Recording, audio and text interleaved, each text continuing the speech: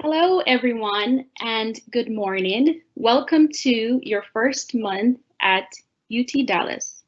Next slide, please. Now we'll go over some event logistics. You are able to see and hear us. However, we cannot see or hear you. You can also ask us questions in the comment box that is located on the right side of your screen. You will see it indicated by two chat box icons. We will also answer questions at the end of the session, so please wait until the end of the session to post your questions at that time. Closed captioning is also available, so look for the CC button on the bottom right of your screen. Next slide, please. Okay, so before we talk about your first month at UT Dallas, we must emphasize that this session you are attending, which is a live session, is actually kind of 1/3 of the entire International Student Orientation experience. To get the full and complete International Student Orientation experience, we suggest that you complete the International Student Orientation, which can be found in e-learning. If you log into your e-learning, there will be an organization called International Student Orientation, and there will be online training for you to make sure that you're adequately informed about UT Dallas and its resources. Along with orientation, we also have an orientation guide, and the link for that guide is available in the comment section. So if you look right now in the comment section, the link is right there, and that is a PDF file with more orientation information at your disposal. Okay, so let's talk about the first slide, and this kind of screenshot that we have here can be found at the UT Dallas website that is listed on here. You probably won't be able to copy it, but you can go ahead and take a screenshot to remember the website. This is a part of our orientation service that we provide. It's a post-arrival checklist. We understand that some international students are unable to physically be here in the United States at this moment. But for those who were able to make it, and in the future for those who will be able to physically be here, there is a post-arrival checklist that lets you know what you need to complete. So sometimes as a student, you get all this information and it's just kind of hard to remember everything. And we have a checklist that is created for you. So please visit the website that is listed on your screen to access this checklist to make sure that you are doing everything that you need to do as a student. Next slide, please. Okay. So we are going to talk about TB screenings, which is the screening for tuberculosis. One of the first things you'll need to do is to take your TB screening, and this is required for all new students that are born outside of the United States. So for spring 2021, the test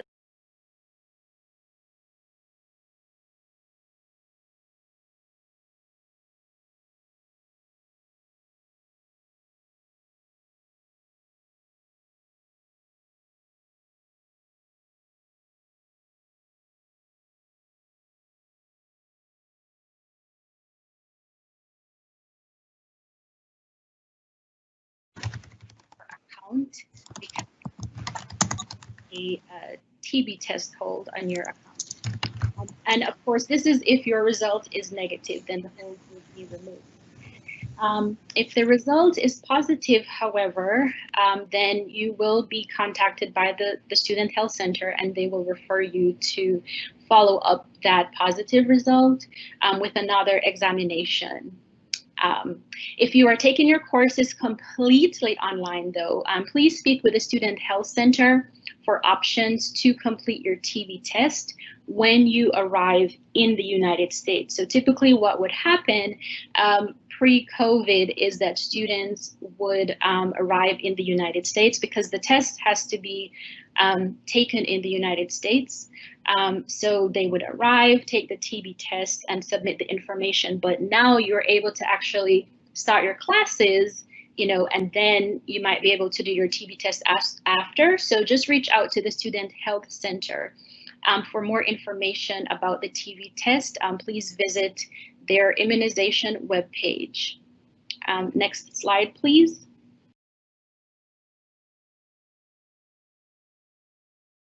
Okay. Actually, my screen has actually gone out. I'm not sure if we're on the next slide or not, but I believe we are, so I'm just going to go ahead. The next step is to complete the new student check-in. Now, this is really important, everyone that is listening, because this is a requirement of the U.S. Department of Homeland Security. And of course, UT Dallas, being a servicer to international students, we want to make sure that we are in compliance with the federal government. So a copy of your visa and signed I-20 should have been submitted before you arrive to the United States. Hopefully you did that. However, if you have not done so as yet, please make sure to submit these items to your I-comment. All new F1 or J1 visa holders, you must submit a copy of your I-94 to I-comment before Census Day. Census Day, I'm not sure when it is off the top of my head. It probably is sometime in February. That can be found on your spring academic calendar. But Census Day is really important, and that is the day that we have to submit our information to government to let them know about the students that are here with us. So if you are international, then you want to make sure that when we go to submit the information about you to the government, that we have all your documentation in. So please make sure to upload these documents to your I-comment portal. If you don't do so before Census Day, a hold will be placed on your account, and then that's going to be something else that can obstruct you from completing other tasks. Additionally, you must complete the Maintaining F1 Status workshop in I-comment. You can find more information on the ISSO F1 reporting site. If you have not yet entered the US, please contact the ISSO office for more information. So most of the information that we just shared were for individuals that would be in the United States. And so if you're not in the United States, please contact ISSO, that is the International Students and Scholars Office, for more information for what you need to do to update your information. Next slide, please.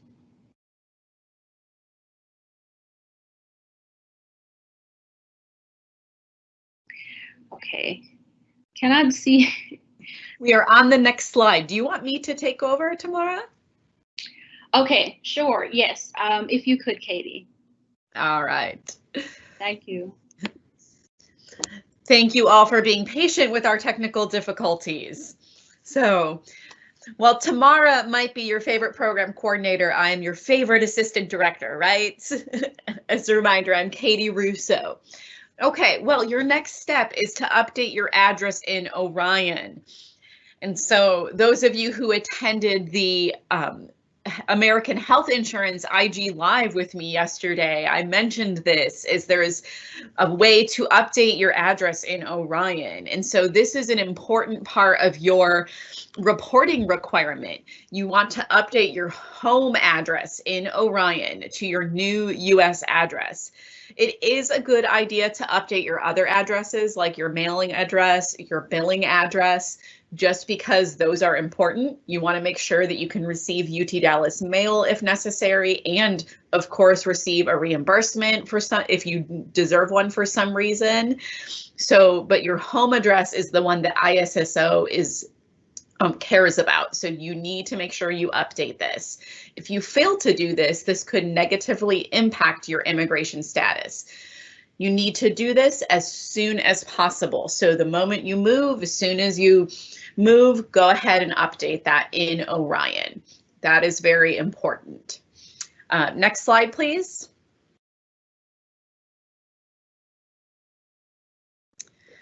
All right, tuition and fees, everyone's favorite, right? So I know that we had a session all about paying your tuition and fees with Lisa from the Bursar, so you can actually check that out on our YouTube page. But I just wanted to give a brief overview. You can view the tuition and fee rates for UT Dallas on the Bursar office webpage, which I have listed here. So you can look at the variable rates or the guaranteed tuition plans, and you can look at the difference between those. And for graduate students and undergraduate students, depending on who you are, and for residents of Texas and non-residents of Texas. And you can see how much it is for each credit hour you're taking this semester. And so, of course, as an international student, you have a certain amount of credit hours you're required to take. So if you're a graduate student, it's 9 hours, an undergrad, it's 12 hours. So you look at the tuition table and judge it based on that. You can also see supplemental designated tuition. And so these are fees that apply to you if you're taking specific classes or if you're in a specific college. And this is for use of labs or other certain equipment, things like that. So that's the charges for those. So all of this information can be found on the Bursar office's website, and it's going to be billed with your tuition and fees. Next slide, please. So as an international student, you'll also be charged for the following: student health insurance. Again, if you attended my health insurance Instagram live yesterday, we talked about that. If you're F1, J1, F2, or J2, you are automatically assessed this fee every single semester that you're enrolled in classes. And if you're not, you can go ahead and enroll in that if you'd like to. You're also charged the International Student Services fee each term. And so you can find that information under the Other Fees tab on the website. You will not pay for your tuition and fees until you register for classes. So if you're not registered for classes yet, then the Bursar office can't tell you how much you owe until you register for classes. So I always tell students it's kind of like going shopping. So you can kind of estimate how much you're going to spend maybe at the grocery store, but until that cashier rings up every single item, they can't tell you how much your bill is going to be, right? So that tuition table gives you an estimate, but until you register for classes and you put all those classes on your online account, that's when you'll know exactly how much you're going to be charged for your tuition and fees. And so that's why they have a link to an estimate statement. So maybe you're getting a scholarship or somebody's paying for your tuition for you. You can send them that information of the tuition estimate statement. And that's a really good idea of getting kind of an estimate of how much you're going to pay. Next slide, please. All right. How can you pay your tuition and fees? So here's a list of the common methods, but there's also a complete list on the Bursar office website. And so I have the link down there. Demand draft, it has to be made out to UTD. An international wire transfer. So it has to be done through Flywire. That's the company that has the agreement through UT Dallas. This is really popular among international students because you can usually make that payment in your home country's currency and it automatically does the transfer for you. You can track your payment. You can chat with somebody to find out what's going on with it, and it's really helpful. UTD cannot provide the banking information to another company, so Flywire is the company that has to be used. All that information is on the Bursar office website. So these are the two payments that are probably the most popular. There's some other ones. So if you have an American bank account, you can do an electronic check. That's really easy. Lots of different ones. So you can take a look at the other acceptable forms of payment on their webpage. Two things that are not acceptable: Visa branded credit cards. So you can use a credit card, but not Visa. So if your credit card has the Visa logo, that will not be accepted. Cash is not recommended. Your tuition is going to be thousands of dollars, right?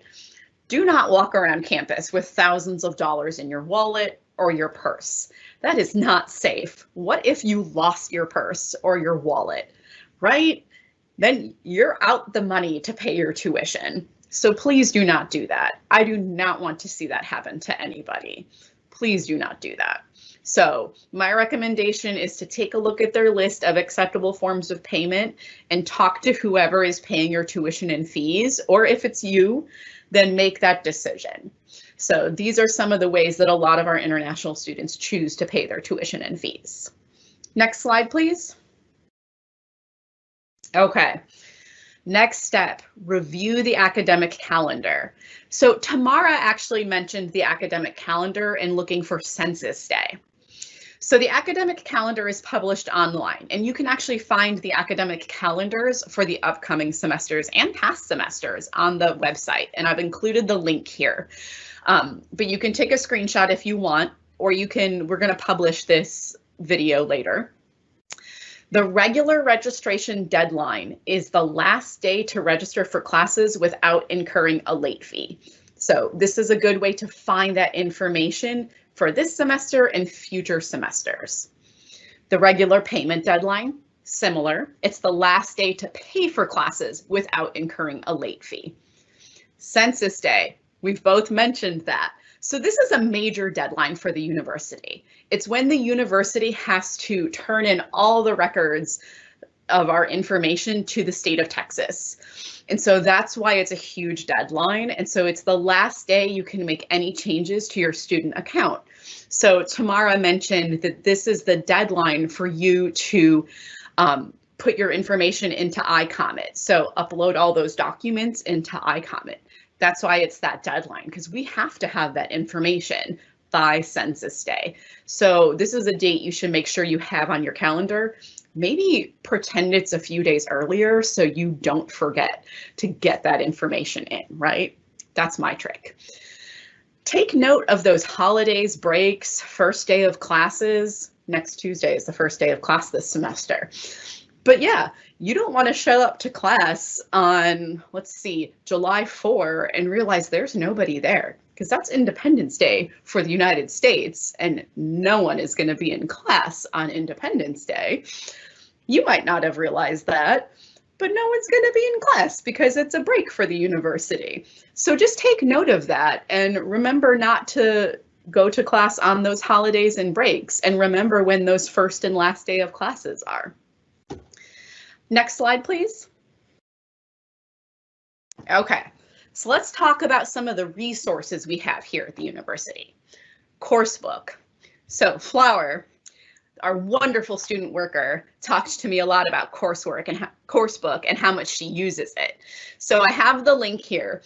Coursebook is this really great website that provides class information. You can look up a class here at UT Dallas, and it's got all of the information on the class, the syllabus, what textbooks are required, the evaluations of the professor from past semesters, how full approximately the class is when you're going to try to register for it, a description. So I have kind of a screenshot of an example class here. And so you can see general information of the class. So when you're trying to register for classes or choosing classes, Coursebook is a really good resource for you to take a look at the class, and you can see, well, am I interested in this class? How full is it so far? Am I gonna get in? Maybe I should have some backup options. So Coursebook is a really good resource for you when you're choosing your classes. Next slide, please. E-learning. So I hope all of you have checked out e-learning. Tamara mentioned e-learning earlier. So we have our online orientation modules in e-learning. So you've all hopefully received those links so far. E-learning is actually the main tool faculty use for their online courses. So you'll get a link for each class, and you'll be enrolled in an online organization, basically, for every single class that you're in.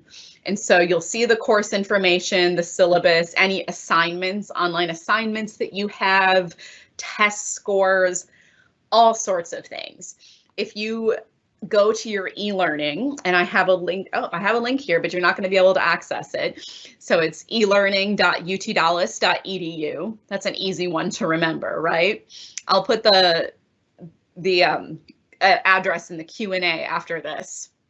You can log in with your net ID and password, and you'll see the International Student Orientation one. And I actually have these slides in a video, and you'll see I took you through kind of a video of e-learning, so you can see a student's example e-learning page and what their classes look like and everything.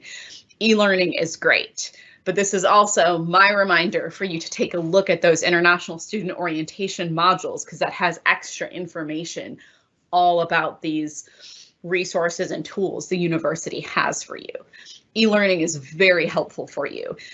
The sooner you find information about e-learning and you get used to it, the more helpful it will be for you in your classes later. Next slide, please. Microsoft Teams.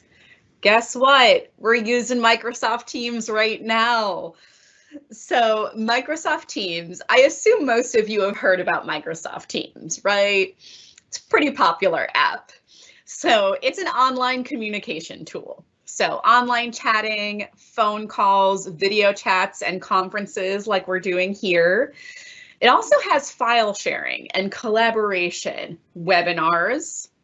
The Office of Information Technology is in charge of Microsoft Teams. So it's a really great tool. They have so many resources, and as part of the UT Dallas community, you have access to Microsoft Teams for free. In fact, you have access to the entire Microsoft suite for free. So you can download Microsoft Teams. You already have access to it, and you already have an ID, so you can chat with people and use it. A lot of professors actually host classes through Microsoft Teams or host events through Microsoft Teams. So you'll be able to join in on classes, join in on video chats, things like that.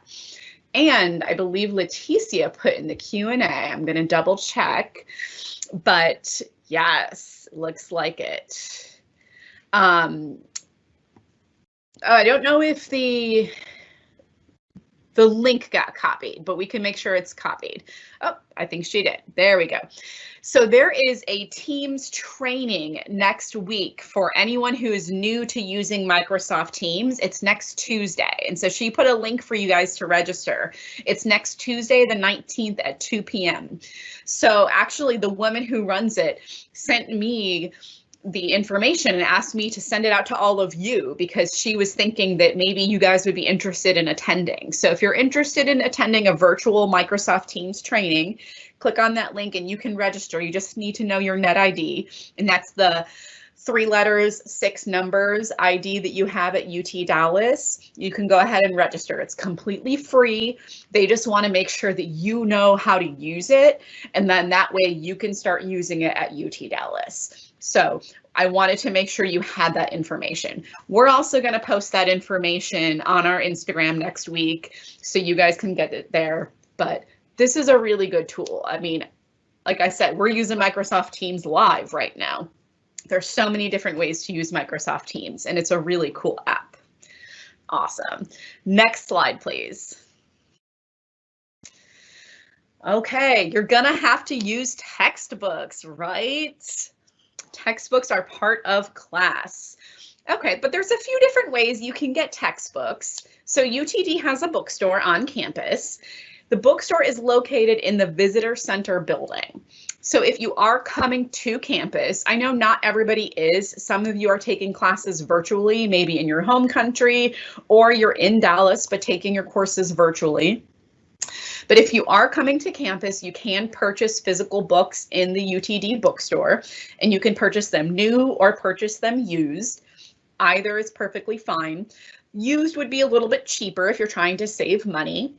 But in the Visitor Center building, that's the one that's connected to the rec center and the main gym area. That's where the bookstore is located. So you can get the new or the used books, and they're usually listed by class. A staff member can also help you find your books if needed. You can also find textbooks often at the McDermott Library. So I believe the McDermott Library will open next week, but you might want to check on their website just to see what their hours are and how much they are open during this time, just to double check.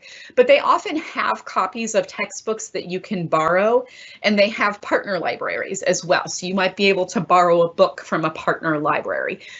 The awesome thing as well about the McDermott Library is that they have ebooks and audiobooks that you can borrow and download. So take a look at their webpage to see what is available. And all you need to have is your NetID and password or your comment card when you're physically there to borrow a book. That's a really awesome thing. A lot of students do purchase their books online. I would recommend talking to current students, so maybe a cultural student organization or current students in your classes to ask them where they purchase textbooks. You can also talk to your professor to see if he or she has any recommendations on where to purchase textbooks for the class. They might not have a textbook, maybe they need you to download something or certain texts or certain things, just ask them. All of that information should be listed on the syllabus for the class, and so they might have other recommendations for you of how to get that information. Next slide, please. Similar to textbooks, you might have to purchase or download software or other tech products for classes. It just depends on your major, right? I was a French education major, planning to be a French teacher. I never had to buy software or tech products for my classes, right? I didn't need that to speak French. But if I was a computer science major, I probably would have had to do that. Very different. So check e-learning or your syllabus to see what products or what software you might need for your courses. Most of the schools have some kind of lab with the necessary equipment. And so you can talk to your professor about getting access and how you can access that. So usually it's a swipe of your comment card. I know right now with certain restrictions to campus, you'll just have to check with them and how does that work.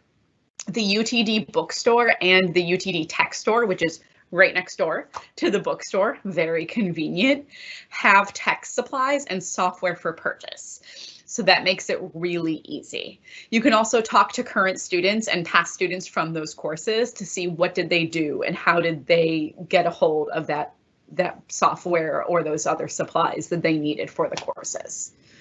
Also makes it very easy. Next slide, please. Okay, so I talked to a few students, including our student worker, and they gave me a few tips that they recommend that you do while you're a student here. One is participate in class. So I feel like we have said this many, many times.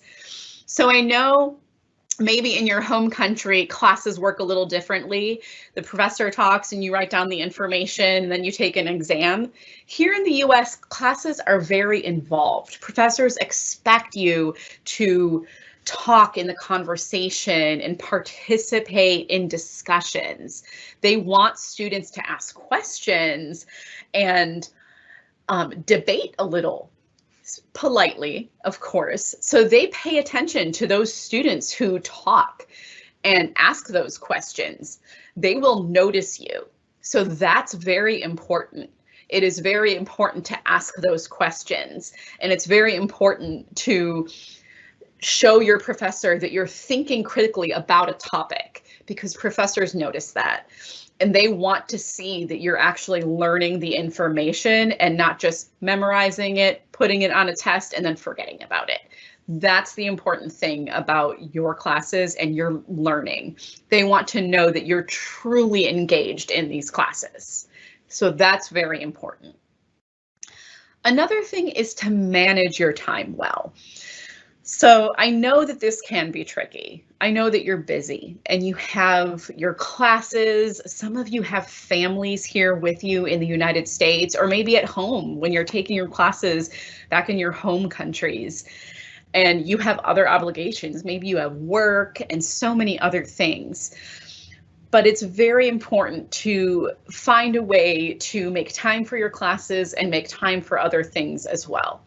So read the syllabus for your class and mark down those exam days, the project due days, and any other items that you really need to stay on top of. So when is homework due? When are projects due? What is important for each class? I do that with work. I put all those important deadlines in my phone calendar or my Outlook calendar, so it rings a reminder. And then I set those reminders maybe a week ahead of time to say, hey, Katie, did you take care of this? And that way when it pops up, I'm like, oh no, I didn't. Okay, now I need to go and work on that. That way I give myself reminders ahead of time so I'm not scrambling at the last minute to do things. So find a way that works best for you to manage your time and manage those projects and exams and studies. You know, study a little bit every day, maybe. Find what works best for you, because managing your time is going to be so helpful. We have some resources that I'll go over in a little bit, but if you don't know what works best for you, get the help to find that, because you really do need to. School can be overwhelming at first, and especially being at school in a new country. And so you need that assistance sometimes. And my third recommendation, take breaks. You are at school to study, and I know that, but schedule some time to have fun and socialize and visit with friends. So you're in a new country and you're studying at a school in a different country. And so meet those friends and make those friends and have a little bit of fun. Those of you who attended our session yesterday with SWAB and Meteor Theater, they showed you all the fun stuff that happens on our campus. There's so much more than what they do. There's a lot of fun stuff at UTD and a lot of fun stuff in Dallas and Richardson. I want you to make sure that you are taking a break, because sometimes you need to take a break, right? Sometimes that actually helps you do a little bit better. If you even just take 30 minutes to take a walk and take a little bit of break, it allows you to look at maybe studying or a project from a fresh perspective. That's very important, and you need to do that for your own health and your own stress levels and everything like that. So these are the top 3 tips that I gathered from students, so just remember those. Next slide, please. Okay, I said I gathered some campus resources that are very helpful for you. So intercultural programs, I of course had to put my office as number 1. So we provide those transitional services for you as an international student, like international orientation. Those of you who've been watching our Instagram lives, learning a little bit about living in the United States. We have so many resources on our website, so please take a look at it. And all the fun events that we do. I know so many of you have attended our events, so thank you. I've included the link to our website, so please check us out, because there's a lot of good resources on our website, and I hope you look at it. The International Students and Scholars Office provides the immigration advising. So Tamara talked a lot about them early on in the presentation about taking a look at your iComment and making sure that you're uploading all the documents you need to. I mentioned updating your address to make sure that your immigration status is correct. Their website has some great information about your immigration status and maintaining that. Please take a look at it, because I highly recommend it. And honestly, a lot of your simpler immigration questions might be answered from just reviewing their website. And of course, their advisors are excellent. You can always email them. Okay, the Student Success Center. Wonderful. So I mentioned about managing your time and finding those resources. Student Success Center is one of them. They offer tutoring, they have a writing center, academic support, and I honestly didn't have space to list every single thing that they have. So I picked the top 3 and I put their website. Student Success Center is here to help you succeed as a student. And so they're located in the basement of the McDermott Library. Take a look at their website, because they have events that just talk to you about doing well in school and what are some recommendations that they have and tips and things like that. So they're really great. I also put the McDermott Library's website. I mentioned them. So they have, of course, research material, books, media. They have movie streaming, not just academic films, but other films too, and books. I actually download a lot of their books just to read because I like to read novels. So they have a lot of great materials on their website. Another success office, JSOM Business Communication Center. They have resources to improve your writing and speaking. So I have their webpage. It's a very long webpage, but they are wonderful. So they have business English classes that you can take, and all sorts of activities and events. And they welcome anyone, even outside, even if you're not a JSOM major, they welcome everybody. The Office of Graduate Education. So I know that we had a session with them on Tuesday, if you attended our session with them. So this is an office for graduate students. They have graduate writing services, academic support, and student resources. Review their webpage. And if you just have a question and you're really uncertain what resource to go to, send them an email because they're available and they can help you find the right resource. And the Student Counseling Center. This is a really great resource, and I know that it's not as academic focused as the rest of these that I listed. I talked a little bit about taking breaks and your stress level. Student Counseling Center offers mental health support. And so that's something that's just so important. And so if you don't take those breaks and have that stress relief, you might need to have a little bit of mental health support, and that's very important. And here in the US, we support that 100%. And so I highly recommend, sometimes maybe you just need someone to talk to, need someone to just have as kind of a friend to just chat with and just ask questions to. Maybe you're not sure how you're feeling, or you're homesick, you're feeling a little bit of culture shock because this is such a new place and you don't really know how to deal with that. Counseling Center, absolutely the place to go. And they're confidential. They're not going to tell anyone that you came to visit. So they're a really great resource, and they're all such wonderful people. So I wanted to share these resources with you. So please take a look at them and review them. There's so many other resources that I did not have the space to list, but these are some of the top ones that I thought that would be very important during your first month here at UT Dallas. Next slide, please. Okay, one more resource. So the university's COVID page has the most updated information about any policy changes due to COVID-19. So I listed it here. I recommend that you check it regularly. I probably check it twice a week, sometimes more often. So you should definitely take a look at it, because it does tell you when the page was last updated. That way you'll know if there's any update that you missed. It's a good idea just to take a look at it, because there are things that change in academic policies, campus policies, can I go to this space? Am I allowed to do this? Anything. Something that you need to know, all students going to campus must complete the daily health check. So health checks are completed via email or text message. And so on that COVID page, you'll see how you can update communication preferences. So if you're going to campus for classes, something like that, you'll be receiving that email, and then you just have to complete that email every single day saying, doing the daily health check. It's very simple. And you can, like I said, it'll be done either through email or text. It's your choice. And then you can update whether you want it through email or text on that COVID page. All right, and I think the next slide is our question slide. Yes. Okay. Well, I'm going to leave it up to questions, and I believe Leticia is in charge of questions. Thank you very much, Katie. My name is Leticia Samarripa. I'm Director of Global Engagement in charge of the Intercultural Programs Office.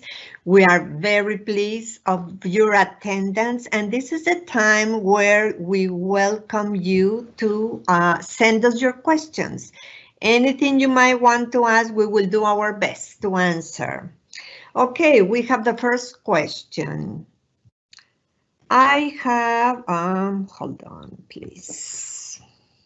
I have an F2 visa right now in the US and waiting to change to an F2. I use F2 visa to start my program this spring semester. Should I have to complete the same process of checking as an F1? Please, we would like to refer you for this specific question to the International Student and Scholar Office. Katie or Tamara, could you please include where can this student write to the ISSO office? Because this is an immigration question that we would prefer ISSO answers for you. Just because it's delicate if we answer not as accurate as they would. Yes, I just put the ISSO email address in the Q&A. Thank you very much. Okay. We are going to be organizing a lot of events through our department during the first month. So we would like to invite you to access our webpage because we announce in advance all the events for the next month that we will be offering. If possible, please plan them in advance. I know you will be attending a lot of other events, so please save some time to join us. We offer most of them, but not all, through the Instagram site. Another recommendation, if you would like, please follow us on Instagram because you will get automatic reminders of everything we will be offering. We usually advertise events in advance there, so it will be very useful if you can follow us there. Another question, we will be having recordings available for classroom records, classroom lectures that will be up to each professor. In most cases, you will have a recorded version because there are some students that are still studying online and they are not able to join the class at the same time than the local students. However, I could not generalize that. Please talk to each one of your professors to learn if their specific class is going to be recorded. Another question, any information when iCommet portal will be up and running? Currently, most of us are unable to access it to upload our immigration documents. Sorry, I know they were upgrading their website, the iCommet login, but no, I don't have an answer about the exact time when it will be ready. Katie, Tamara, do you have any information about that?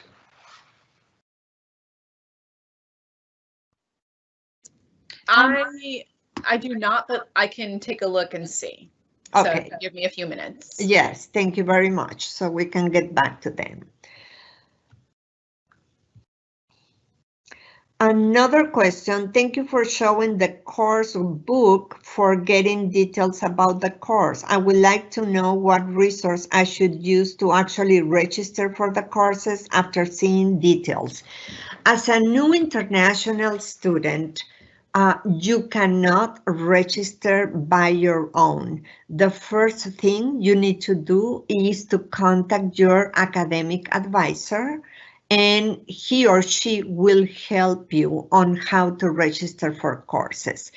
Later on, after the first semester, yes, you will be able to, in coordination, of course, always with your advisor, and you will be able to register more independently. But since you are, I suppose, a new student, you will need to contact your advisor. Please do it as soon as possible, because classes will start soon, deadlines for tuition and fees is coming, so please do so. Okay, let me see another question.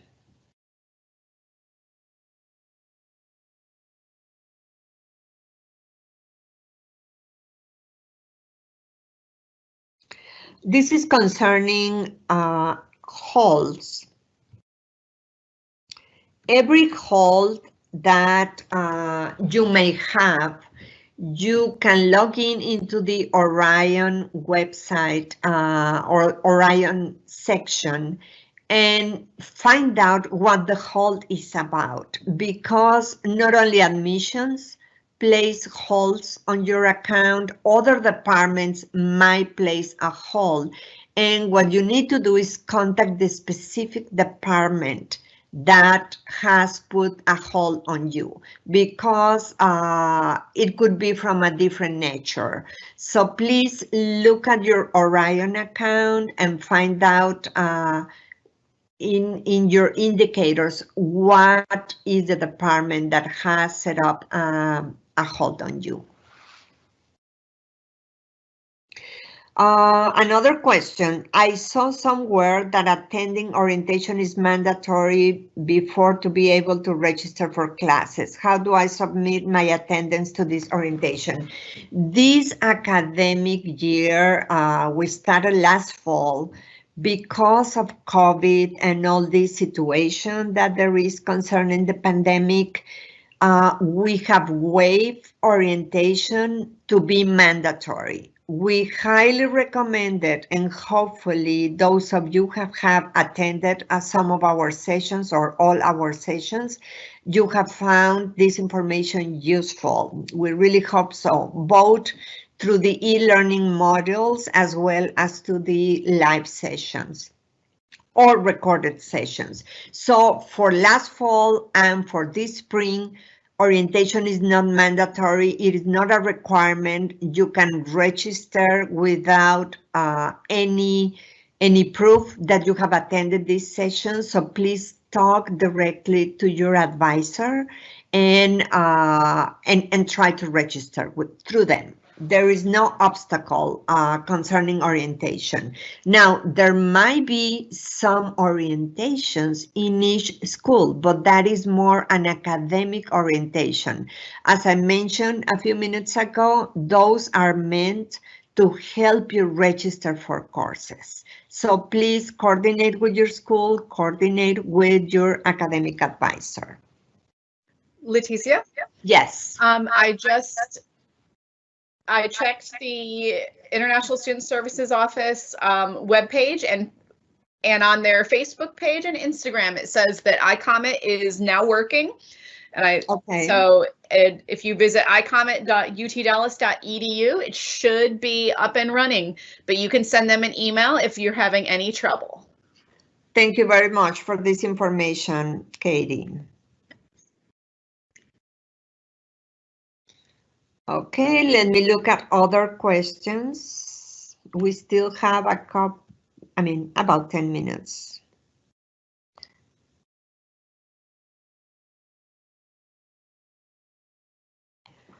There is a question. I'm going to start virtually from my country. So should I be putting my home country address on Galaxy? I think so. We need to make sure that the address is accurate in terms of where you are. So if you are starting from abroad, that is the address that you should use.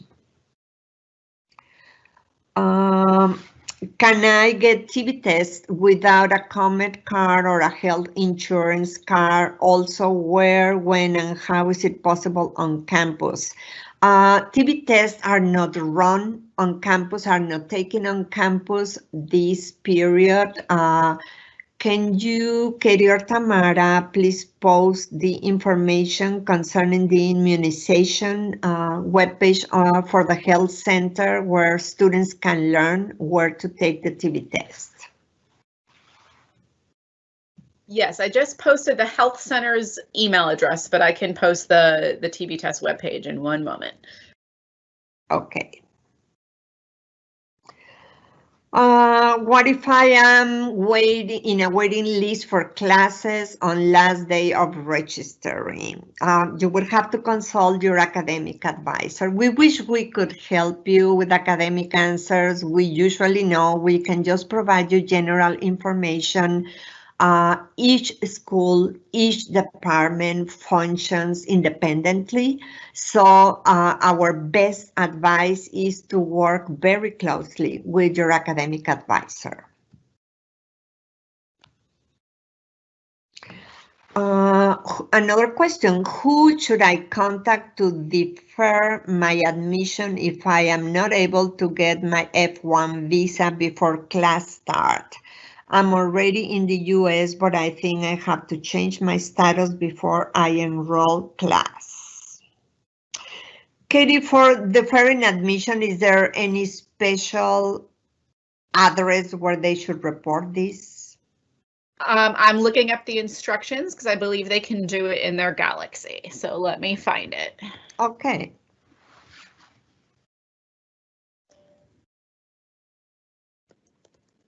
I can post them if you want to continue. Yes, I'm continuing. Okay, another question. I'll move in Dallas on the 23rd, so will I miss one face-to-face class? What can be done in that case? Will that class be online? Most classes can be accessed online, but the best recommendation again is to talk in this case specifically to the professor that is offering the class. Please let them know about your situation. Professors are being very flexible, try to accommodate to the different needs, especially international students due to visa delays. So please talk to your professor, just explain the situation, and I'm sure he or she can provide you with the best way to go concerning that.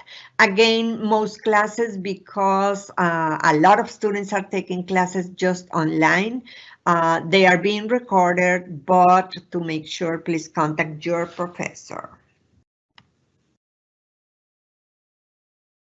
Okay.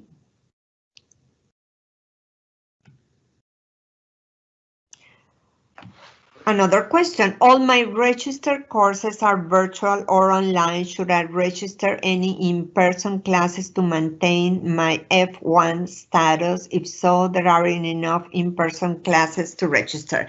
As a new student, international student, if you are studying here in the US and you just enter the country, yes, there are rules in terms of the number of courses that you should register face-to-face and some other online. Please talk to the International Student and Scholars Office because they can let you know what an F1 student should do as a new international student in terms of registering for how many face-to-face classes. So that will be the most appropriate office to contact so they can review your case and recommend you what to do.